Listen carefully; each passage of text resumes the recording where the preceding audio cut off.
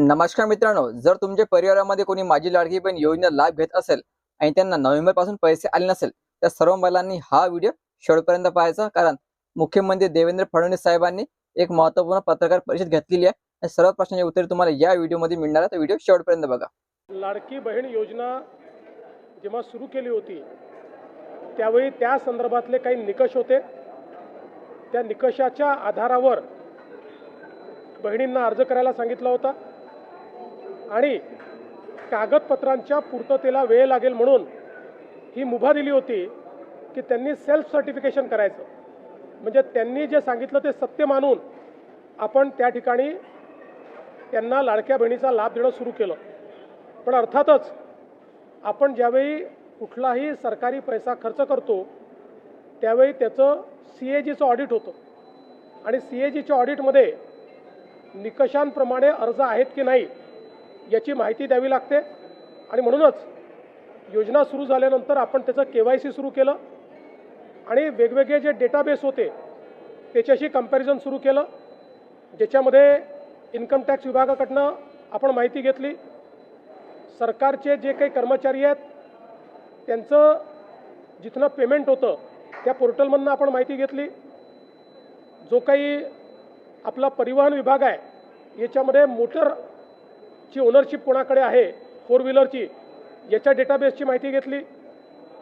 Ration card याच्या डेटाबेसची माहिती घेतली. आणि ही सगळी माहिती आपण ज्यावेळेस कोलेक्ट केली त्यावेळी असं लक्षात आलं की 5 लाख लोक असे आहेत ज्यांच्या घरी सरकारी नोकरी आहे. 14,000 तर पुरुषच निघाले.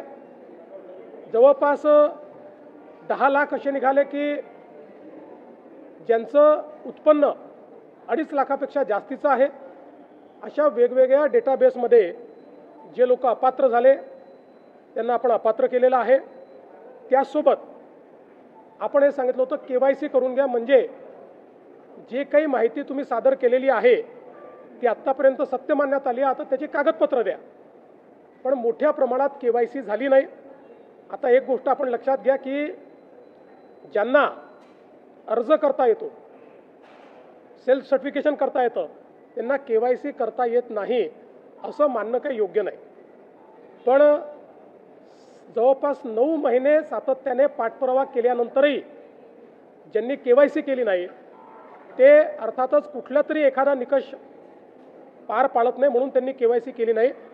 आणि म्हणून हे जे काही आत्ता या ठिकाणी जवळपास जे काही तुम्ही सांगितलं 60 लाख 80 लाख जो काही आकडा तुम्ही दिलेला असेल, तर ते लोक या योजनेच्या पात्रतेचे निकष हे पूर्ण करताना दिसत नाही.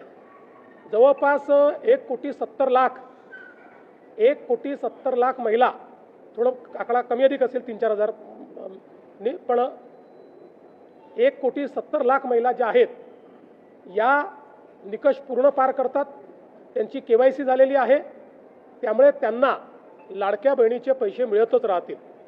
ज्यांनी KYC केली नाही त्यांना आता आम्ही पैसे देणार नाही, पण त्यांनी दिलेले पैसे आम्ही वसुली करणार नाही. मात्र 14,000 ज्या पुरुषांनी पैसे घेतलेले आहेत त्यांच्याकडनं मात्र पैसे हे वसूल केले जातील. त्यामुळे नीट सायंटिफिक प्रोसेसने या सगळ्या गोष्टी केल्या आहेत. आणि आजही यांच्यापैकी कोणी जर KYC करणार असेल तर आम्ही विंडो ओपन करायला तयार आहोत आणि त्यांना लाभ द्यायला तयार आहोत. आजही ज्यावेळेस आपण जेवढ्या लाडक्या बहिणींना लाभ देतो, देशातल्या कुठल्याही योजनेपेक्षा आजही सर्वात मोठी योजना ही महाराष्ट्राची आहे. आजही देशामध्ये एवढा लाभ 1,70,00,000 कुठलंच राज्य देत नाही जे महाराष्ट्र देत आहे. संपूर्ण व्हिडिओ तुम्ही या ठिकाणी पाहिलेला आहे. तर या ठिकाणी जी स्पष्ट म्हटलेलं आहे, ज्या महिला KYC करण्यासाठी तयार असेल पुन्हा, तर त्यांच्यासाठी आपण विंडो पुन्हा ओपन करू, म्हणजे पुन्हा KYC या ठिकाणी प्रक्रिया सुरू करू. पण यामध्ये ज्या महिला पात्र आहे त्यांनाच या ठिकाणी पुन्हा लाडकी बहीण योजना सुरू केल्या जाणार आहे. हे खूप आनंदाची बातमी आहे. तर तुमची KYC प्रक्रिया पुन्हा केव्हा पण सुरू होऊ शकते. पण ज्या महिला अपात्र झालेल्या ते कोणकोणत्या कारणामुळे अपात्र झालेल्या हे पण मुख्यमंत्री साहेबांनी सांगितलेलं आहे.